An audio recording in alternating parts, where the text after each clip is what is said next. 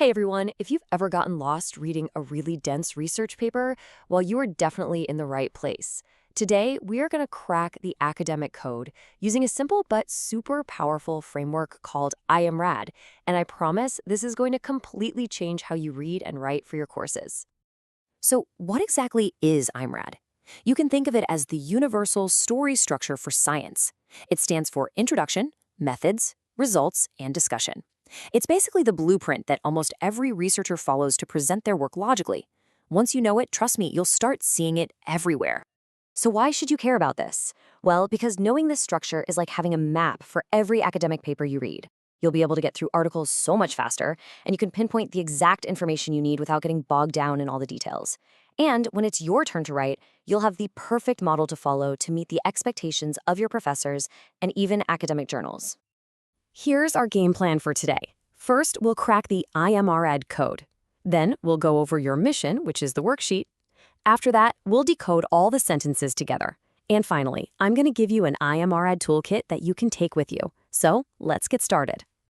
Okay, first step, cracking the academic code. We've established that IMRAD is the key to success, so now we're going to learn exactly how to use it. So, here's your mission for today. We're going to work through a worksheet that has a bunch of sentences taken from different academic articles.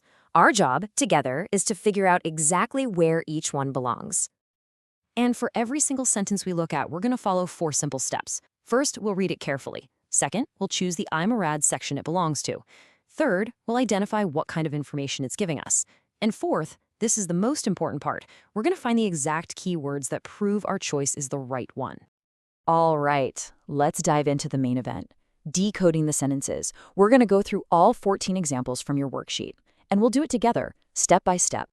Let's kick things off with our first sentence. It says, "This study investigates." Right away, that phrase is a huge clue. It's a direct statement of the paper's goal or its purpose, which almost always goes right in the introduction. Moving on to number 2. See how this one starts with despite and then a little later says little is known? That kind of language creates a contrast. It tells us something that's already happening, but then it points to a piece of the puzzle that's still missing. Identifying that gap in the research, that's a classic job for the introduction section. Sentence 3 has a very similar job. It starts by mentioning previous research, which kind of sets the stage for us, but then it hits us with that key phrase, remains limited. So again, it's showing us what we already know, only to highlight what we don't know yet. That's another perfect example of an introduction. Okay, let's look at sentence 4. What's the one word that just jumps off the screen here? For me, it's participants. The method section is all about how the study was done, and a huge part of that is describing who was actually involved in the research. So when you see the word participants, your brain should immediately think methods. Now, for our 5th example, the clues are all about the tools. The sentence tells us that data was recorded using a wearable EDA sensor. It's describing the specific instruments and the procedures that were used to collect the information.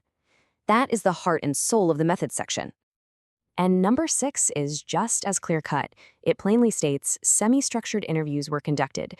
By naming the exact technique that the researchers used to gather their data, it leaves absolutely no doubt. We are still firmly in the method section. Now, things get interesting here, because look at all the data. Sentence 7 is just packed with numbers, stats like M for mean and SD for standard deviation, and that really important word, significantly. Whenever you see this kind of information, the raw findings, you know you're looking at the results. Number 8 gives us another big data-driven clue. It reports a very specific metric, an F1 score of 0.89, and it makes a direct comparison, saying it was outperforming other models. This is just a factual statement of what the data showed, which is exactly the job of the results section. In sentence 9, look for the phrase analysis revealed.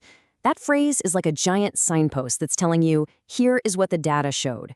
It's presenting a direct finding that came from analyzing all those signals. That's the main job of the results section.